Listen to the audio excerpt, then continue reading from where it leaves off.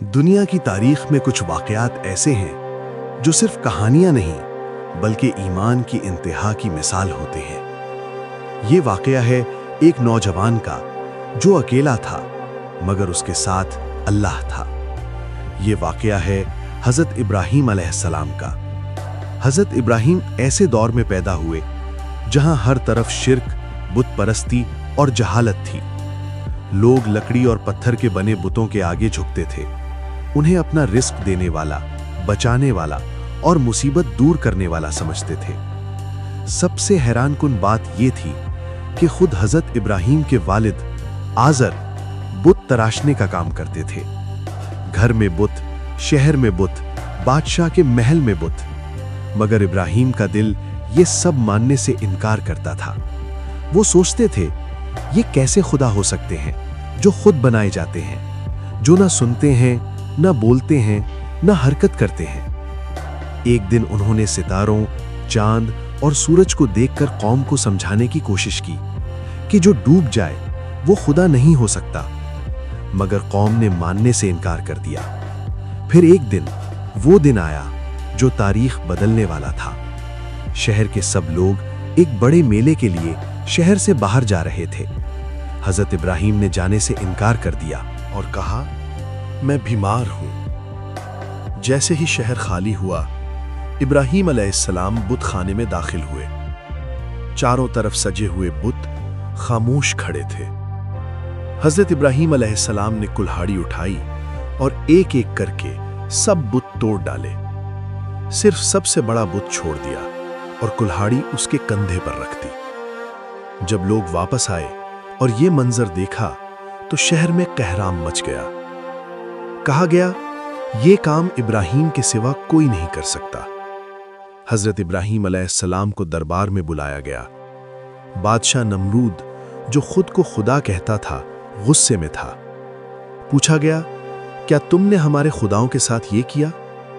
हज़रत इब्राहीम अलैहिस्सलाम ने निहायत सुकून से कहा, नहीं, ये काम तो उनके बड़े ने किया है। अगर ये बोल सकते हैं तो इनसे पूछ लो।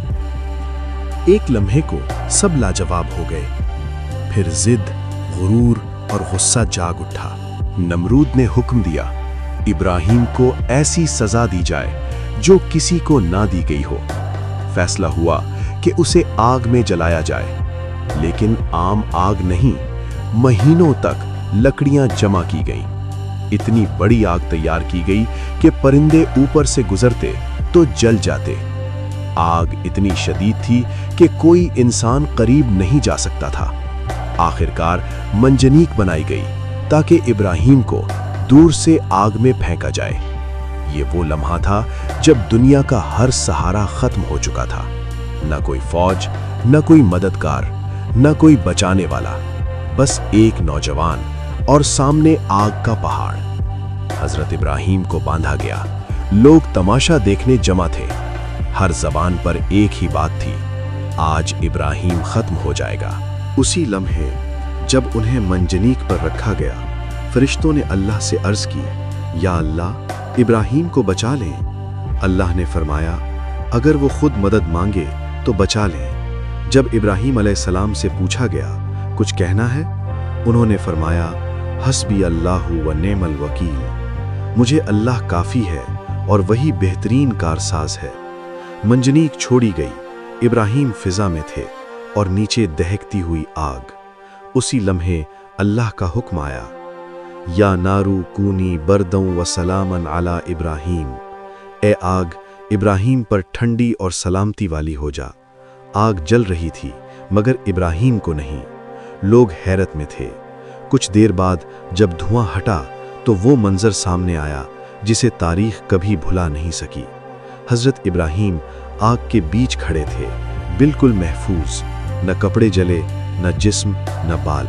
नमरूद बादशाह, जो खुद को सबसे बड़ा समझता था, अब हैरत और गुस्से के दरमियान था। उसकी आंखों में गुरूर के बजाय शक और खौफ झलक रहा था। उसके मुशीर और दरबारी भी हैरत ज़दा थे।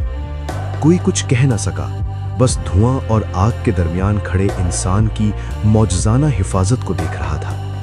बादशाह ने जोर से कहा, یہ کیسا کرشمہ ہے؟ کیا یہ صرف انسان ہے یا کچھ اور؟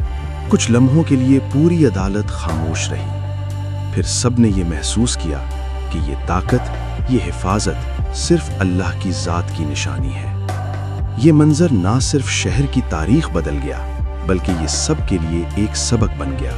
جب اللہ پر بھروسہ ہو تو سب سے بڑی آگ بھی انسان کو نقصان نہیں پہنچا سکتی۔